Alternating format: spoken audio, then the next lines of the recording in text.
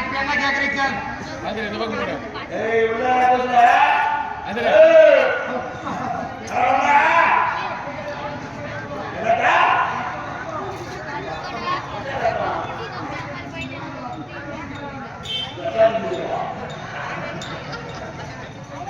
கண்ணா வந்த நோக்கம்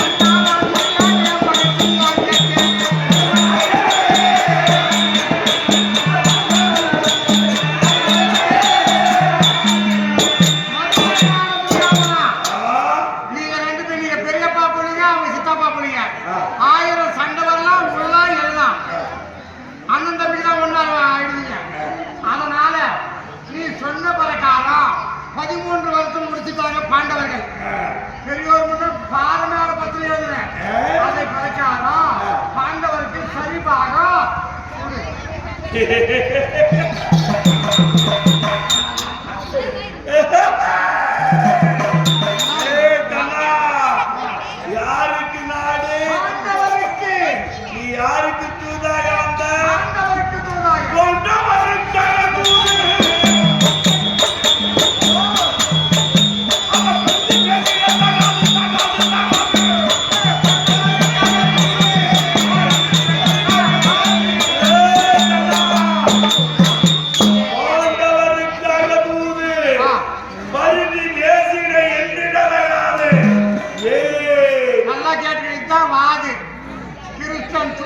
மன்னன் வாதம் தெரிகிறது ஆண்டு வாரி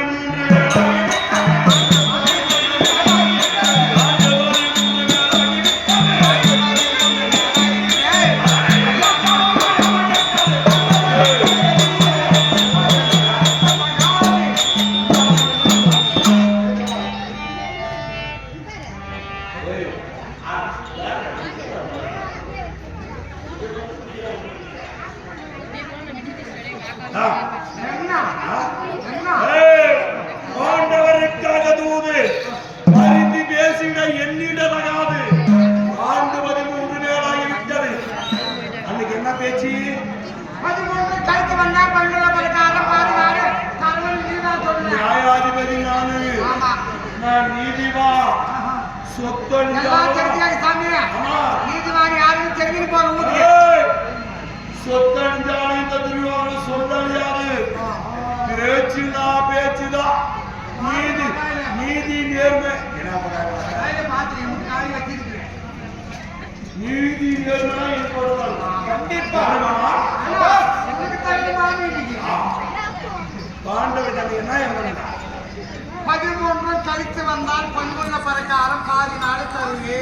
13 முடிந்தால் உடனே வந்து கேட்டான் நாடுகாரன் சொன்னேன். 13 பாண்டவருக்கு ஈராறு 12 வனவாசம் முடிந்தது.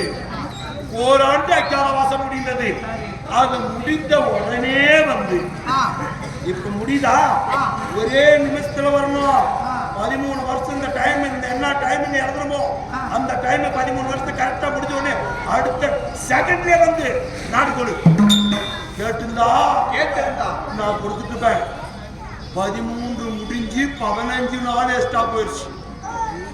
அன்னைக்கு இடத்துல பத்திரத்துக்கு காய்தா முடிச்சு போச்சு. பெரியார்களே இது எல்லாரும் கவனிங்க. 15 நாள் ஆயிடுச்சுன்றான். 13 முடிஞ்சது வந்தா 13 முடிவே இல்லை, மறுபடியும் 13 போன முடிக்கணும். இப்போ ஒரு ஒரு 5 லட்சம் கட்டுங்க, மீதி ஒரு 20 லட்சம் 3 மாசத்துல கட்டுறது. நீ 3 மாசத்துல கட்டாத 4 மாசம் 5 மாசம் கட்டுங்க பத்திரம் பண்ணிக்கிறேன் சரிமா? எக்ரிமெண்ட் போட்டோம் எத்தனை மாசம்?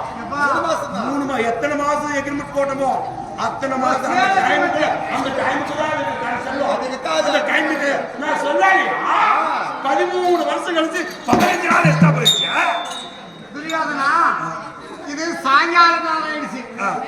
சூரிய பகவான் மேற்கு திசையில மறைய நாள் ஆயிடுச்சு. என்ன நியாயம் இருந்தாலும் சாயங்காலத்துல முடியுதுல. நான் இன்னைக்கு போய் காலையில வரேன்.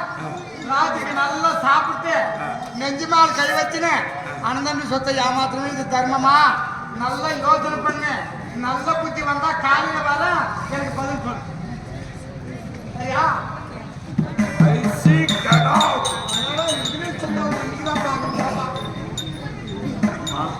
மருமகனே,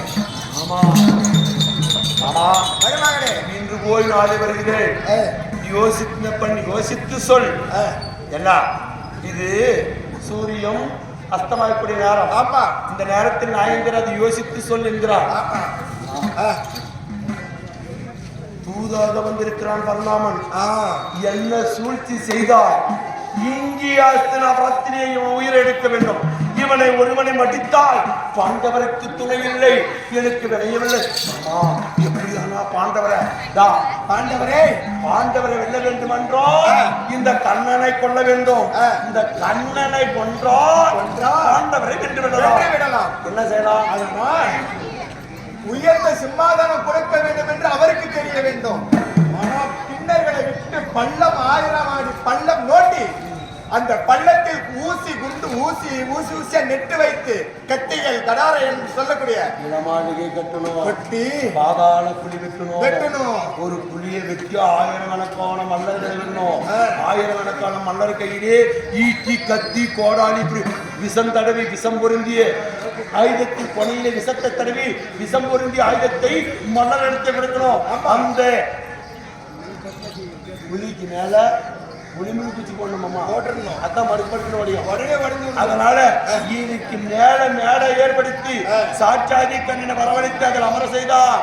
அந்த சிவாதானத்தில் அமர்கிற போது கீழே விழுந்தால் புதையிலே அந்த குழியிலே அந்த மன்னர்கள் 1000கணக்கான மன்னர்கள் ஈட்டியிலும் கத்தியிலும் அவரை குத்துவார்கள். விஷமாகப்பட்டது தலைக்கு ஏறி அங்கேயே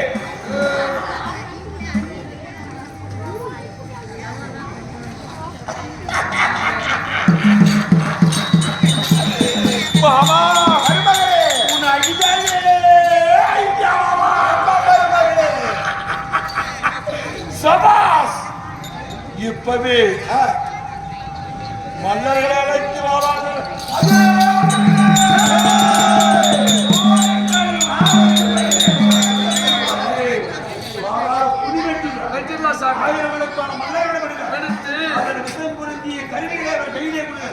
ஈட்டி கத்தி போடாது இப்படி